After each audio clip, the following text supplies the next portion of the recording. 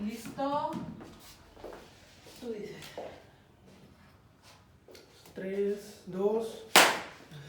Amigos, ya estamos en esta tercera etapa de este programa que esperemos que les guste, en la opinión de, y bueno, vamos a retomar el tema con el que nos fuimos en el segmento 2. Licenciado, este asunto de el mando en una estructura del Estado,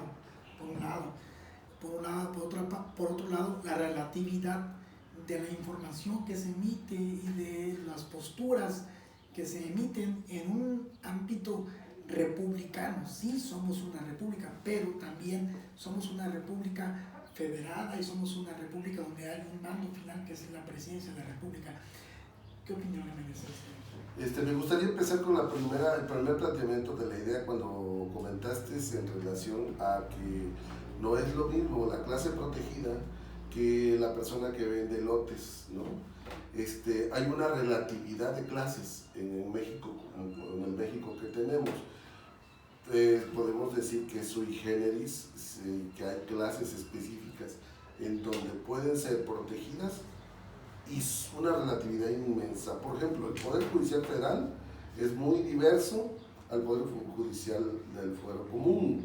¿Esto qué quiere decir? Ganan más, viven de otra manera, se les paga casa, se les paga chofer. El Fuero Común, a pesar de ser el mismo dador de justicia, hay una relatividad en ello, una diferencia.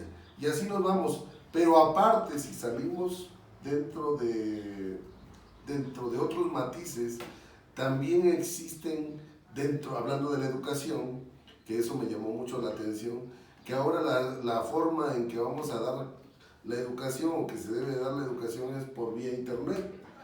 Y eso es no tener una concepción de nuestro México, en donde hay poblaciones donde no llega el internet, donde los niños no pueden accesar, no conocen ni lo que es una no hay ni señal siquiera. Nada. Entonces creo que vivimos una irrealidad para ese tipo de población que diríamos, pero son los menos. No, son los más, porque en México son más los pobres desde el punto de vista, y no lo digo por ser político ni generar un sesgo hacia la cuarta T. Lo digo porque así lo dicen las estadísticas de INEGI y porque así lo establecen números y cifras oficiales. Entonces, en ese sentido, ignorar a los pobres es traicionarlos como tal, en razón de la idea política de acceso al poder actual.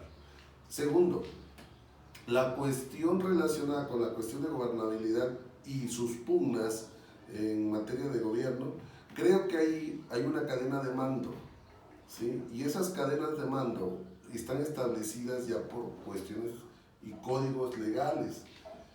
El Estado, cualquier Estado de la República, tiene, según la coordinación que se tenga, debieron haber informado a la Presidencia de la República, en este caso al doctor Gatell, parece, al grupo que tengan captando la información, se debe de informar y ya se tiene ciertas reglas para esa información.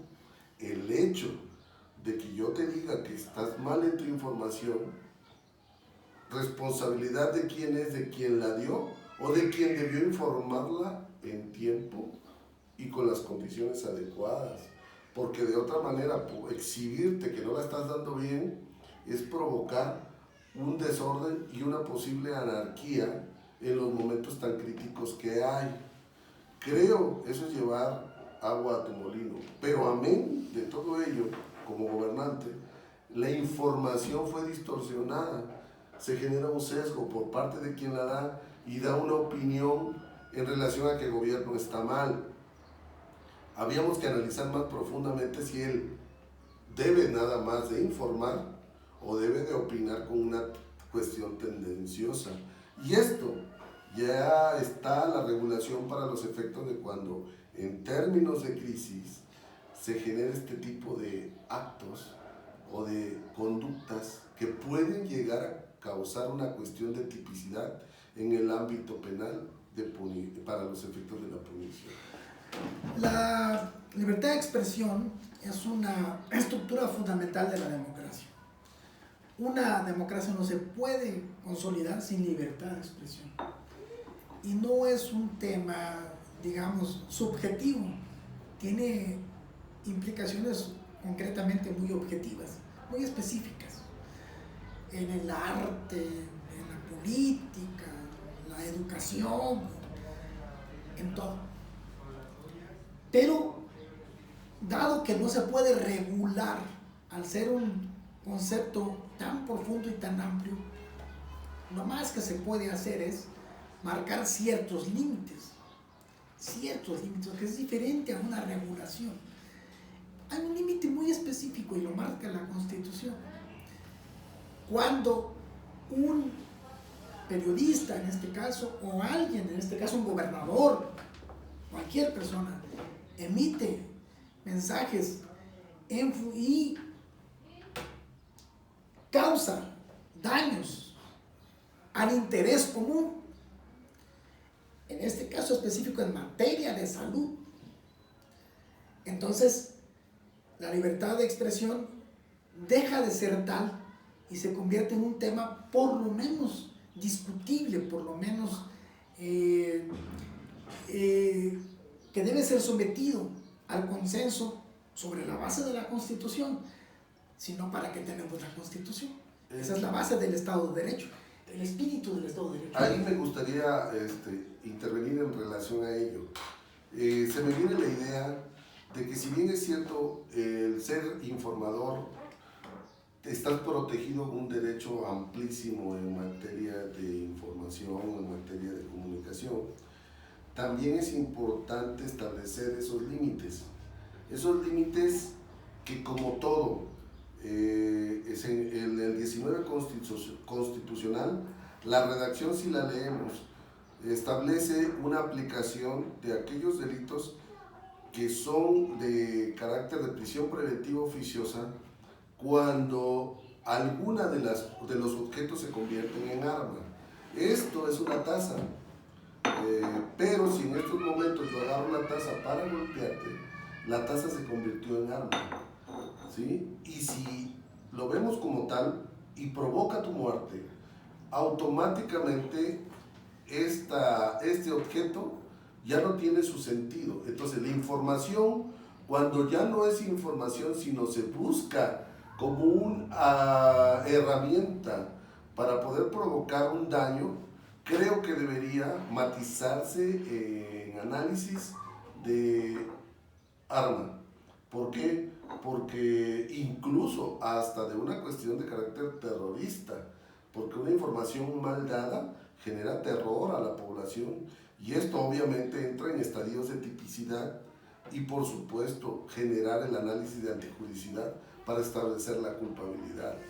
¿Esto qué quiere decir? Que una taza es taza y te golpeé, pero hasta que está en proceso judicial se analiza si esta taza fue arma o no fue arma. De igual manera, tiene que ser procesada y saber si la información fue utilizada con ese sentido, buscar generar el terror, la desinformación y las complicaciones desde el punto de vista de la paz social. Es un tema muy profundo. Decíamos el caso de el gobernador Bonilla de Baja California es la protección a los baja californianos y por ende, simplemente por expansión, es la protección a los mexicanos. Aunque él no gobierna a todos los mexicanos, es un acto de buena fe de su parte o es un acto de búsqueda de intereses políticos particulares. A eso nos lleva. En el caso del periodista Javier de la Torre, vamos a hablar de ese tema ahorita que regresemos. ¿En qué momento eres periodista y en qué momento dejas de ser periodista a partir de la emisión de un juicio de valor? Y me refiero específicamente a los géneros que sabemos los periodistas qué son, cuáles son sus técnicas y para qué se manejan. Regresamos ahorita a la parte final.